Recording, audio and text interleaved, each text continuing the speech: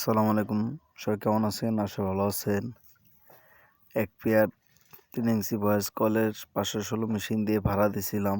এখন কাস্টমার সাথে আসেনি। এই সমস্যাগুলো হয়ে থাকে আমাদের, যে সাউন্ড সিস্টেম ভাড়া নিয়ে যাওয়ার সময় নিয়ে যায় বেশ কয়েকজন, কিন্তু আসার সময় কেউ আসে না। এই সমস্যাগুলো হয় যখন তারা টাকা দিতে পারে না বা অন্যান্য সমস্যা হয়, তারা কিন্তু পরে আসে না। তারপর আমি মাল সবসময় অটো থেকে নামাই না। তারপর আমি ওনার সাথে আমার আন্তরিকতা একটু ক্লোজ দেখে আমাকে বলল, ভাই আমি যাচ্ছি, আপনি মালটা নামায় চেক করে রাখে দেন, যদি কোনো সমস্যা হয় আমাকে বলেন, সমস্যা নেই ধরনের আশ্বাস দেওয়ার পরে আমি মালটা অটো থেকে নামাই। তারপরে মালটা চেক দেওয়ার চেষ্টা করি যে কোনো ধরনের সমস্যা আছে নাকি।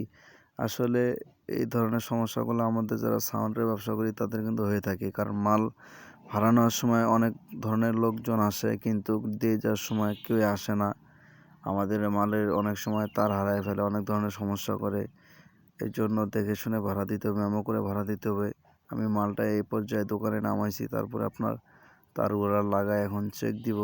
3 ইঞ্চি ভয়েস কলে ছাড়ে দেওয়ার মতো। আসলে এইসব মালে তাও মানে নেওয়া যায় একটু একটু সমস্যা হলে, কিন্তু যেসব জায়গায় 4 ইঞ্চি ভয়েস কল 16 ইঞ্চি 18 ইঞ্চি মাল দেয়, সেখানে যদি টাকাও না পায় বা মালেরও ডিস্টার্ব করে দেয়, সেখানে কিন্তু আসলে ভাই মনটা অনেক খারাপ হয়ে যায়। আমাদের 516 machine 3 inch voice call GBL speaker দিলেই টাকা যদি না পাই, তাই এরকম হয়। যদি যারা ভালো ভালো মাল দেয়, অনেক টাকা ইনভেস্ট করে, তারা কেমন হয়? আসলে টাকা আমরা পাই, কিন্তু তুলনামূলক হিসাবে একটা দাম দর করে দেওয়ার সময় আর একটা দাম দর করে। এখন আমরা মালটা সুন্দর করে চেক করে নিব। মালটা এখন চেক করে নিব। আসলে যেদিন দিই সেদিন ভিডিও করে দিতে পারিনি বা চেক করে দিতে পারিনি ভালো করে, কারেন্ট ছিল না।